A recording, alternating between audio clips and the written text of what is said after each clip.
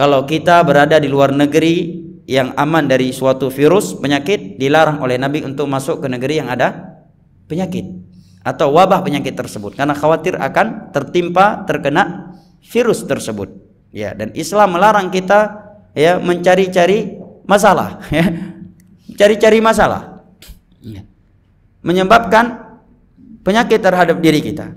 Tetapi kalau engkau sedang berada di sebuah negeri yang sedang tersebar virus, wabah penyakit di dalamnya, jangan keluar dari itu.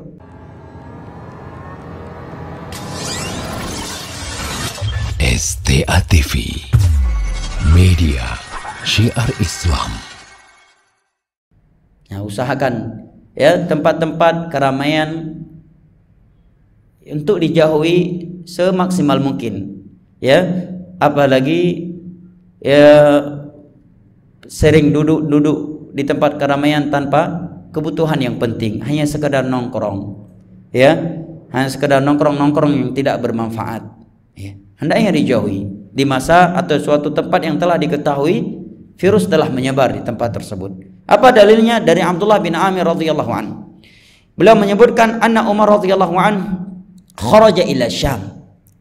Suatu ketika Umar keluar ke Syam, pergi ke Syam dari Madinah.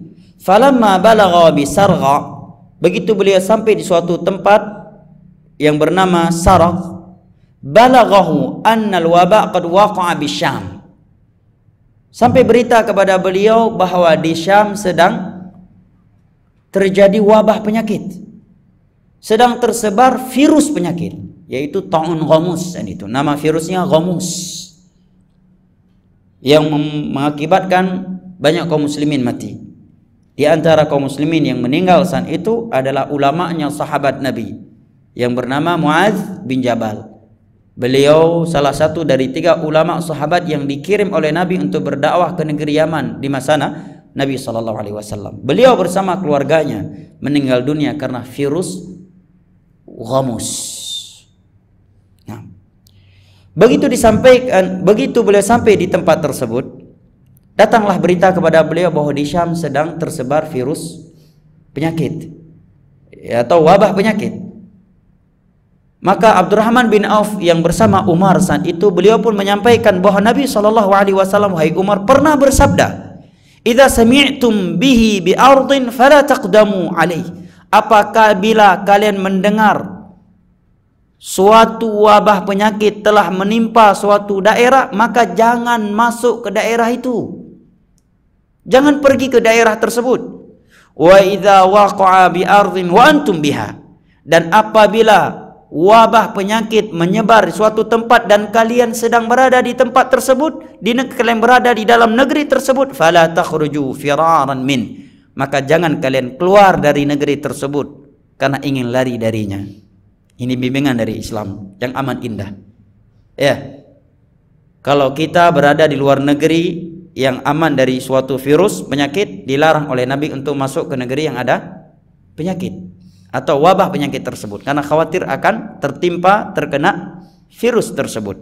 Ya, dan Islam melarang kita ya mencari-cari masalah, ya, cari-cari masalah, ya, menyebabkan penyakit terhadap diri kita. Tetapi kalau engkau sedang berada di sebuah negeri yang sedang tersebar virus, wabah penyakit di dalamnya, jangan keluar dari itu. Karena berarti engkau lari dari takdir, atau dengan keluarnya engkau akan menyebarkan penyakit tersebut, virus tersebut semakin meluas. Sementara kemaslahatan umum itu lebih dijaga daripada kemaslahatan pribadi. Tidak boleh seorang demi menyelamatkan dirinya, dia mengorbankan keumuman manusia. Dari Abu Hurairah radhiyallahu an, anna Rasulullah sallallahu alaihi wasallam qala la yuridul mumridu 'alal musih. Dari Abu Hurairah radhiyallahu an, Nabi berkata, orang yang sakit jangan mendatangi orang yang sedang sehat. Hadis ini diriwayatkan, 2 hadis ini diriwayatkan oleh Bukhari dan Muslim. Anjuran dari Nabi kepada orang yang sedang sakit agar tidak mendatangi orang yang sedang sehat.